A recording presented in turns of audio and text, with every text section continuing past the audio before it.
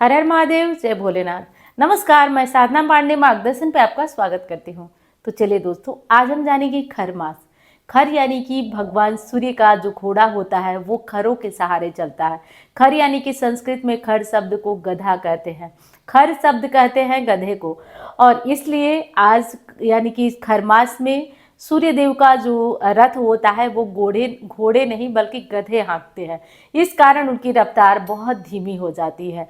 और जब सूर्यदेव धनु में और मीन में जाते हैं तो गुरुदेव बृहस्पति की राशि है, अपने गुरुदेव की राशि में जाते हैं, तो इसलिए उनकी रफ्तार काफ़ी धीमी हो जाती है गुरु के तेज के आगे। तो ये होता है खरमास। अब खरमास में क्या करना चाहिए, क्या नहीं करना चाहिए, सारी विशेष बातें आज की वीडियो में है। खरमास कब से लग रहा है, तो देखिए खरमास लग रहा है 15 दिसंबर से। 15 दिसंबर से और 14 जनवरी तक खरमास रहेगा। 14 जनवरी को मकर संक्रांति के दिन खरमास खत्म होता है। तो बहुत सारे मन में दुविधा होती है कि क्या करें क्या नहीं करें। खरमास के दौरान नया जो शादी विवाह होता है, नया रिश्ता होता है, वो देखा नहीं जाता है। और अगर किसी कारण बहुत अनिवार्य है देखना तो बिल्कुल देख सकते हैं आप, लेकिन आप इस रिश्ते को आगे यानी कि सगाई वगैरह नहीं करें। इस रिश्ते में आपको विशेष ये ध्यान रखना है। खरमास में और क्या नहीं करना है, तो खरमास में शादी विवाह नहीं होता है, जनेऊ नहीं होता है, मुंडन नहीं होता है। तो इन तिथियों में ये ध्यान रखिएगा, ये सारे कार्य आपको नहीं करना है खरमास के समय। खरमास के समय कोई भी नया व्रत नहीं उठाया जाता है, चाहे कोई हफ्ते का व्रत हो गया या बड़ा कोई व्रत तो नहीं पड़ता है खरमास में, लेकिन साप्ताहिक कोई व्रत हो गया तो इन व्रतों को इसमें नहीं उठाया जाता है। और कोई व्रत का उद्यापन, जैसे वैभव लक्ष्मी व्रत का उद्यापन हो गया, गुरुवार का उद्यापन हो गया, सोमवार का जो होता है, प्रदोष का होता है, एकादशी का, कोई भी व्रत का उद्यापन आप लोग मत करिएगा। और जिन व्रतों में करना अनिवार्य हो, जैसे कि पशुपति है, तो उन व्रतों में आप कर सकते हैं। और बाकी जिन व्रतों में ऐसा कुछ नहीं है, कोई गिनती नहीं है, 2-4 आगे भी बढ़ा सकते हैं, इन व्रतों को थोड़ा खींच कर आगे ले जाइएगा और मकर संक्रांति के बाद आप उद्यापन करिएगा। तो सब मिलाकर आप समझ गए होंगे कि कोई भी बड़ा और नया काम आपको नहीं करना है। अब नए काम में एक प्रश्न बहुत आता है जिस पे भी कि आज चर्चा कर ही देती हूँ। प्रश्न ये आता है कि हम नया सामग्री अपने लिए खरीदें या नहीं, साड़ी खरीदें या नहीं, चूड़ियाँ खरीदें।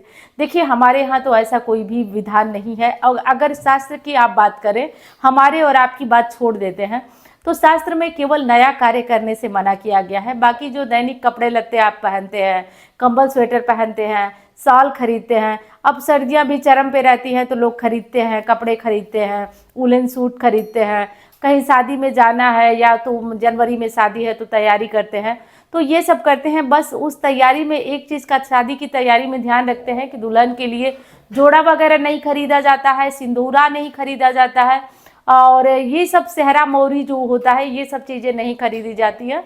बाकी जो देने लेने वाली सामान होता है सब खरीदा जाता है, कोई दिक्कत उसमें नहीं आती है। बाकी आप लोग अपने अनुसार देख लीजिए कि क्या आप लोगों को करना सही है क्या नहीं। मेरे अनुसार शास्त्र जो बताता है वो यही बताता है कि जो बड़े कार्य होते हैं वो नहीं किया जाता है, और बाकी जो छोटे कार्य होते हैं जैसे कपड़े लत्ते खरीदना, ये सब खरीदना, ये सब तो होते हैं, कोई दिक्कत नहीं है। चूड़ियाँ वगैरह भी ये माना जाता है कि ये सब भी खरीद सकते हैं, कोई दिक्कत नहीं है। फिर भी अगर किसी तरह की दुविधा आपके मन में आ ही गई है तो ना खरीदिए, कोई दिक्कत नहीं है। क्योंकि दुविधा जब मन में आ जाए, मन में कोई चीज़ समा जाए ना, तो उससे दूर ही रहते हैं, तब उस चीज़ का कोई भी हल नहीं होता है। क्योंकि मन नहीं मानता है खरीदने को तो ना खरीदें। और अगर मेरे से पूछे कि शास्त्र का नियम क्या है, तो शास्त्र का नियम केवल बड़े कार्य करने के लिए वर्जित माना गया है। तो ये सारे जो जरूरी कार्य थे वो मैंने आपको बता दिया। अब बता देती हूँ आपको कुछ और सामग्री।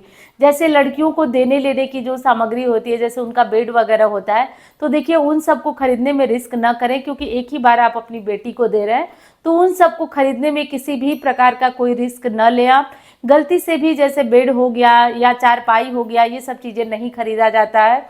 झाड़ू वगैरह घर में लक्ष्मी मानी जाती है, दिवाली पे आप सभी ने खरीदा होगा, तो झाड़ू का प्रयोग जो है, नया प्रयोग करना भी वर्जित है और खरीदना भी वर्जित है। तो ये चीज़ें नहीं खरीदेंगे आप। चारपाई का खरीदना भी मना है, तो चारपाई पलंग जो भी लेना देना हो वो नहीं खरीदेंगे आप।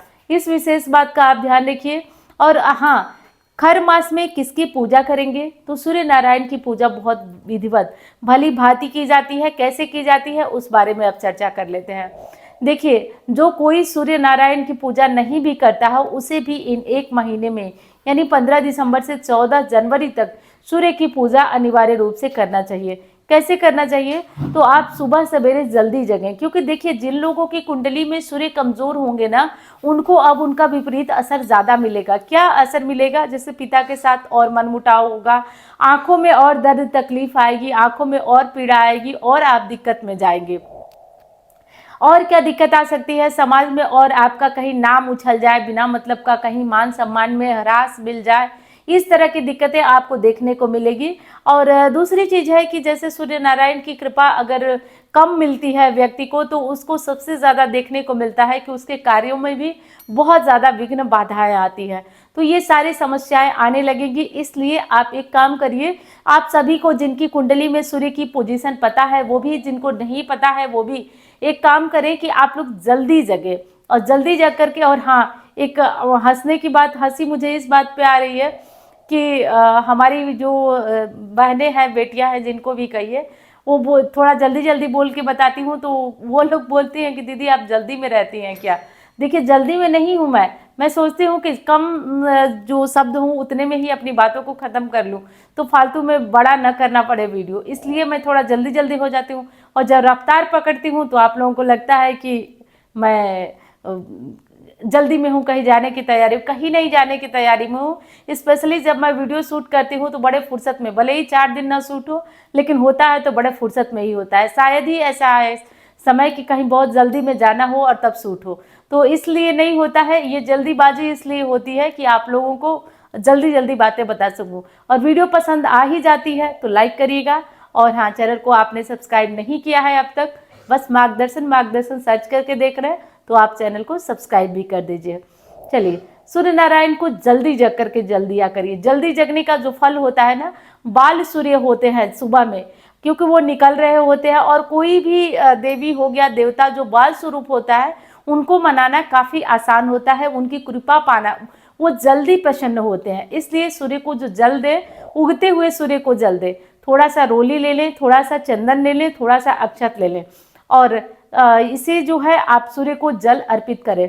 अगर लाल फूल आपको मिल जाता है तो लाल फूल डाल करके सूर्य को जल अनिवार्य रूप से दें।